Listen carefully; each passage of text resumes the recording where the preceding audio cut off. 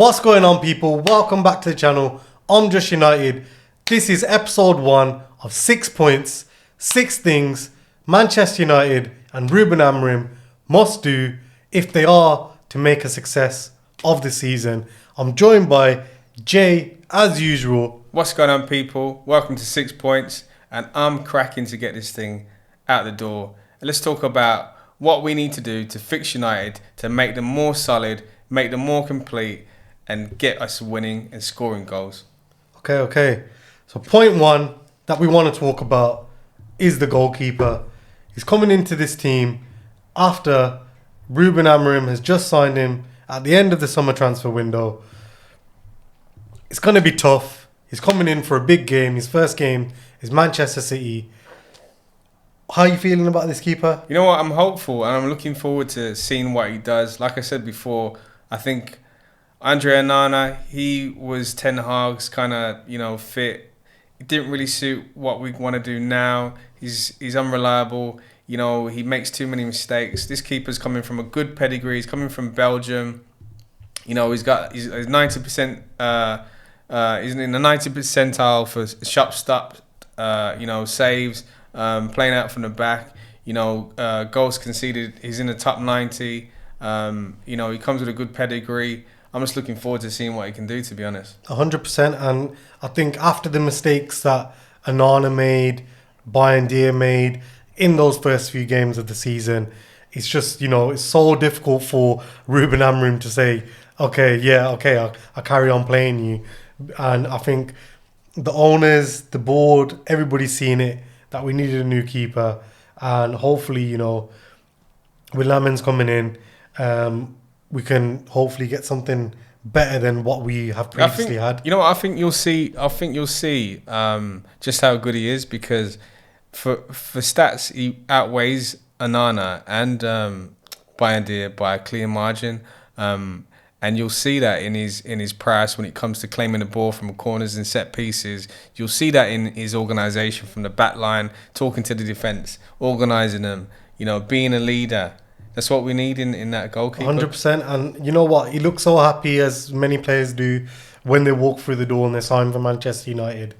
I'm hoping that, it's not just the saving. I hope he leads from the back, because, there was points last season where United would be losing a game and Onana would just be so slow getting the ball out. There was a lack of urgency. He'd put the ball down and he'd start looking around, for what to do, sort of thing. And it's quite annoying, to be honest. And I hope this keeper is different. I hope he feels the urgency and he feels the need to win the game and not try and slow it down every time.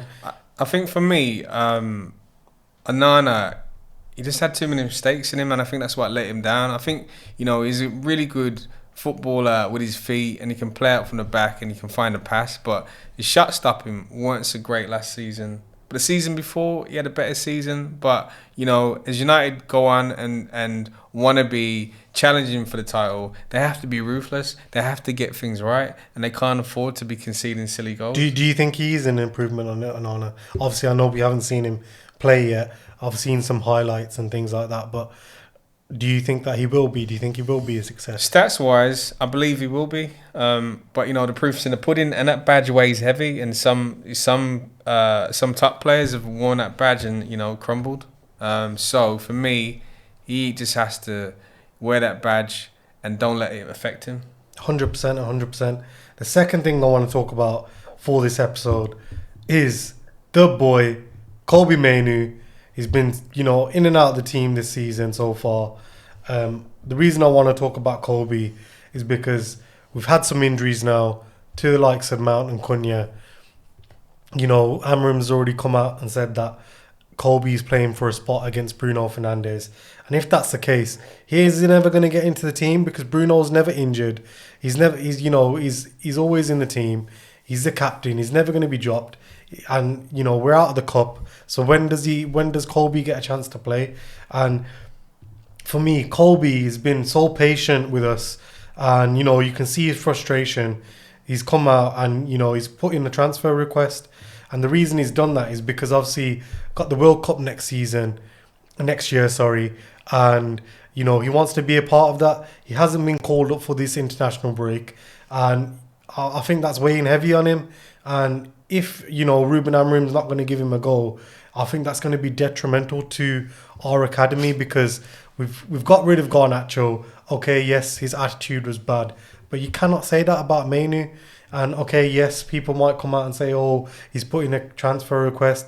But we all know why he's doing it. He's not putting a permanent transfer request saying that he wants to leave the club. He's saying that he wants to go on loan because he needs game time. And I think, he's so good. And of the way that Ruben Amorim wants to play, he's come out and basically said that, he's going up against Bruno and he's not in the team because he's up against Bruno, and he obviously doesn't fancy him because in the pecking order he's putting in Agate, he's putting in Agate ahead of him, he's pairing Bruno with Casemiro, and for me I think Bruno in that 2 just doesn't work. So give Kobbie the chance, man. How do you feel about the whole situation? I think it's an interesting one because I think as a young player you need minutes and you need time to embed yourself and prove that you are the best in your position. And I think, but come on, 1 or 2 seasons ago, would we be having this conversation that Kobbie Mainoo's putting in a transfer request saying that he wants to leave? Would you have ever thought that he'd be doing that? I never. He went to the Euros with England, and he bossed that game. Well, in the semis, you know what I mean. He played so well. I never thought that Kobbie would probably do that because he's an academy graduate. He's a kid that everyone talks about. He's a kid that Paul Scholes even said he's better than me when I was his age, and that's a massive statement for anyone to say. Paul Scholes is saying that about a kid.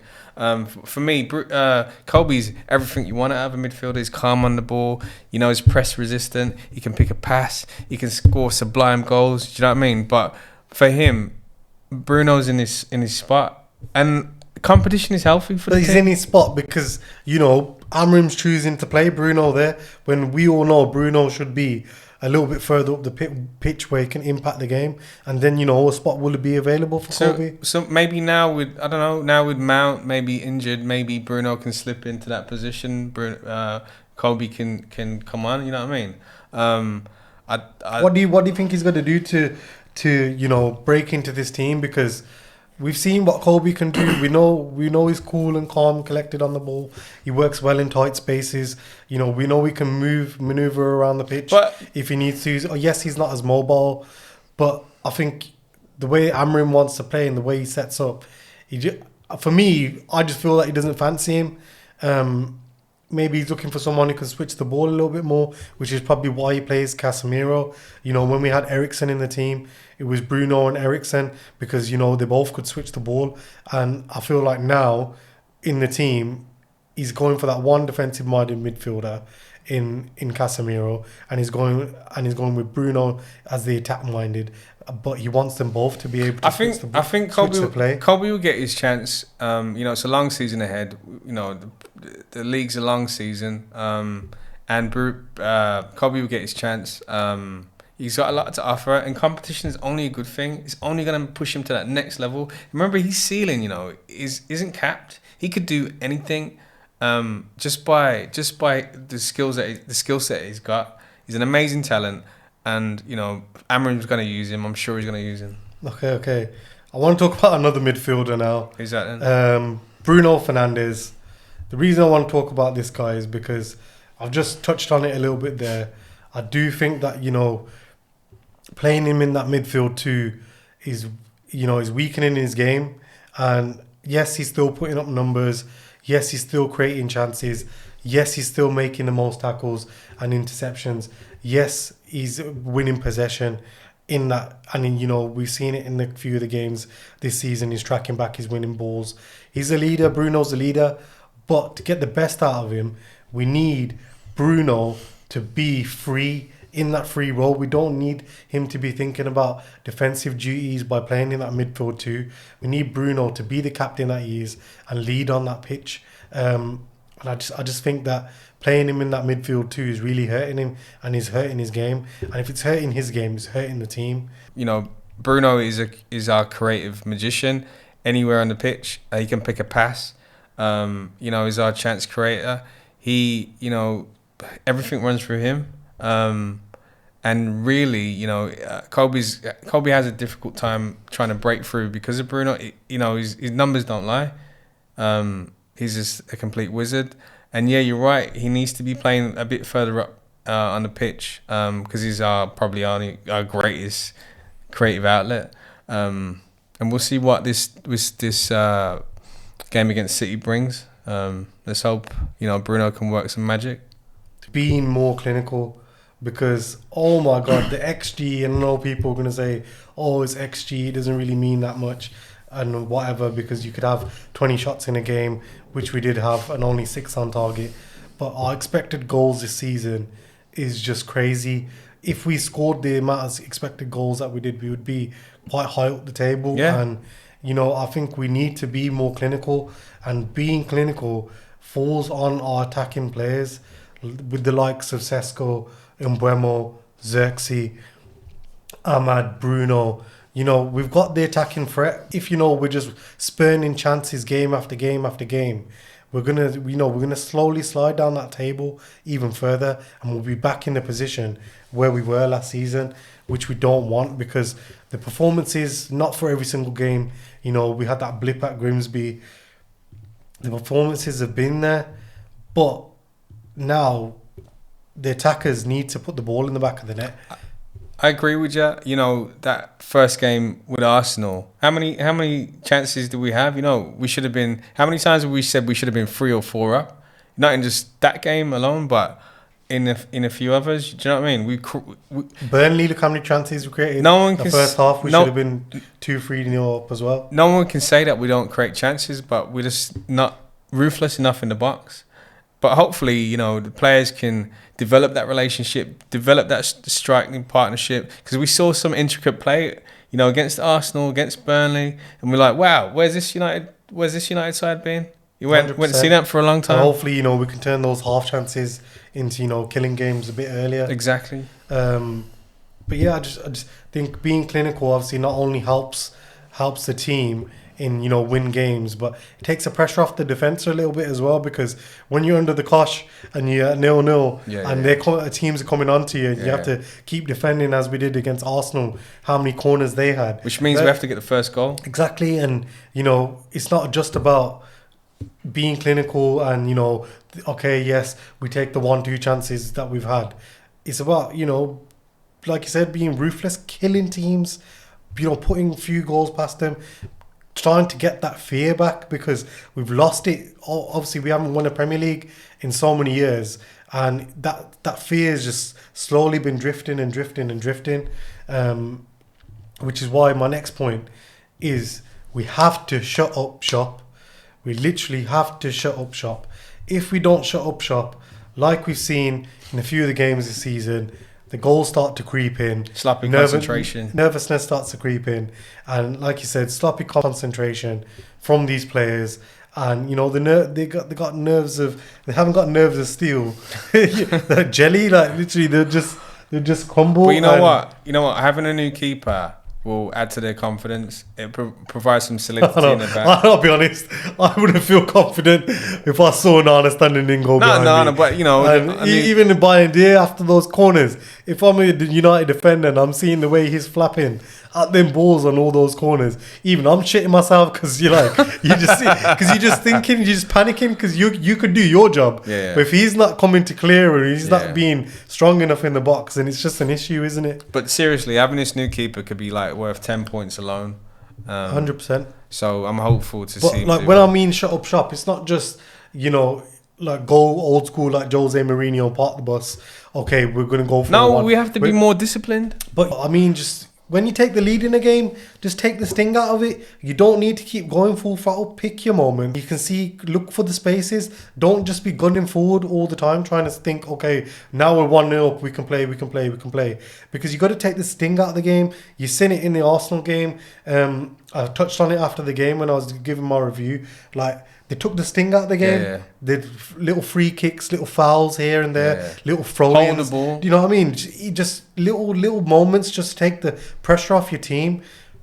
And that's where, like, the midfield comes into it. That's why it's been such a problem, because, you know, that's where the control should be. Yeah. And if you can't control it in the midfield, just pass it around the back. Be that extra man, And I'm sure Amorim feels it as well in these games where we're 1-2, when we're 1-0 up. He's probably thinking, shit, I know they're going to score. I know they're going to score. Because, like, yes, he's given his instructions of how he wants them to play. And I'm sure in training he's got things that he wants to go over and how he wants them to play. But at the end of the day, they're on the pitch. They've got to take the sting out of the game. He can't run on that pitch and, be there to in their ear all the time, telling them what to do. They've got to, and I think he's good. He said it after one of the games. They've got to grow up.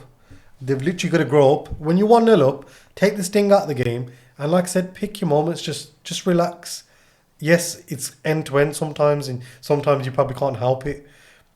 But just slow down, take a breather, gather your thoughts, and just think what you're going to do next. And think to yourself, don't go thinking, oh yeah, we're going to concede, because that's where, the doubt creeps in and the fear creeps in. You just want to keep it nice and calm.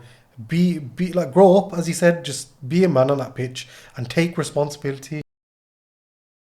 Mind the noise, because Ruben Amorim's come out a few times and, he's splurged the media. Oh, I hate my team. I hate my players. I love my players. Sometimes I hate them. Sometimes I don't want to see them. Don't want to be around them. You just got to be a bit mindful, because the media don't love you. I think nobody outside the club loves you. Do you know what I mean? Like, they don't want to see us back on top. I think he was cracking under pressure. He the first few games, didn't go so well. Didn't go to plan, and I think it really got to him. And you saw it in that Burnley game. He couldn't even watch. Do you know what I mean? Yeah, and I just feel like it's just one of them where, like I said, the media ain't going to protect you. They're going to be looking for the first chance they get to attack you, belittle you, and make you feel rubbish. And the players need to see that as well, because, you're building that bond with your fellow players. You're going out for meals. You're chilling with each other. You're looking after each other. If you're not playing, make sure you keep that positive energy. Look after each other, support each other. You'll get your chance. And if you, like I said, if you're not in the team, just keep pushing, keep trying, and forget about the noise that's going on outside the club, because everybody outside the club doesn't want United back at the top. Because the moment we reach the top, it's over for everyone. We're ruining childhoods again. You know what I mean? And nobody wants to see that. Fergie ruined too many childhoods for people to take joy in seeing Man United play. So don't give them an inch, because they'll take a mile, especially the media, because they want any little crack, any little kink in their armor, they'll try and exploit.